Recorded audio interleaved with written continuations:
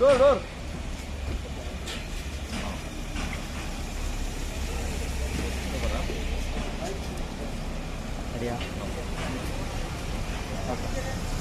ಪ್ರಧಾನಿ ನರೇಂದ್ರ ಮೋದಿಯವರ ಉಡುಪಿ ಶ್ರೀಕೃಷ್ಣ ಮಠದ ಭೇಟಿ ಭಗವದ್ಗೀತೆಯ ಸಮಾವೇಶ ಕಾರ್ಯಕ್ರಮಕ್ಕೆ ಆಗಮನ ಆಗ್ತಿದೆ. ಪ್ರಧಾನಿ ಮೋದಿಯವರ ಕಾರ್ಯಕ್ರಮ ಭೇಟಿಗೆ ಮೊದಲು ನಡೆಯುವಂತಹ ಕಾನ್ವೇಯ ರಿಹರ್ಸಲ್ ನಡೀತಾ ಇದೆ.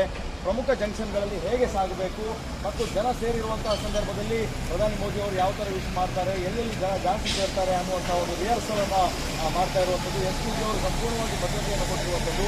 ಎಷ್ಟು ವಾಹನಗಳಿರ್ತದೆ, ಜನ ಸಂದಣಿಯನ್ನು ಯಾವ ರೀತಿ ಕಂಟ್ರೋಲ್ ಮಾಡಬೇಕು ಮತ್ತು ಪ್ರಮುಖ ಜಂಕ್ಷನ್ಗಳನ್ನು ಪಾಸ್ ಹಾಕಿ ಸುಮಾರು 6-7 ಜಂಕ್ಷನ್ಗಳು ಸಿಗೋದ್ರಿಂದ ರಾಷ್ಟ್ರೀಯ ಹೆದ್ದಾರಿಯಲ್ಲೇ ಈ ಕಾರ್ಯಕ್ರಮ ನಡೆಯೋದ್ರಿಂದ ಎರಡೂ ರಾಷ್ಟ್ರೀಯ ಹೆದ್ದಾರಿಯಲ್ಲಿ ಜನಸಂದಣಿಯನ್ನು ಯಾವ ಥರ ಕಂಟ್ರೋಲ್ ಮಾಡಬೇಕು ಅನ್ನುವಂತಹ ಒಂದು ಪ್ರಾಕ್ಟೀಸ್ ಅಥವಾ ರಿಹರ್ಸಲ್ ಅನ್ನು ನಡೀತಾ ಇರುವಂಥದ್ದು ನಾವು ನೋಡ್ಬೋದು.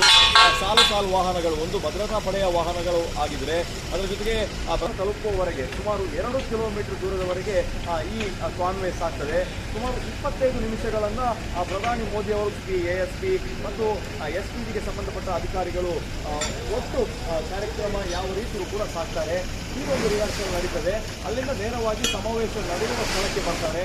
ಅಲ್ಲಿಂದ ಸುಮಾರು 3 ಗಂಟೆಗಳ ಕಾಲ ಮತ್ತಿಕೆರೆ JP ಪಾರ್ಕ್ ಬಳಿ ಒಂದು 30-40 ಪ್ರೀಮಿಯಂ ರೆಸಿಡೆನ್ಷಿಯಲ್ ಏಕಾಂತ ಸೈಟ್ ಮಾರಾಟಕ್ಕಿದೆ. ಆಸಕ್ತರು ಈ ಕೂಡಲೇ ಸಂಪರ್ಕಿಸಿ 9008100449.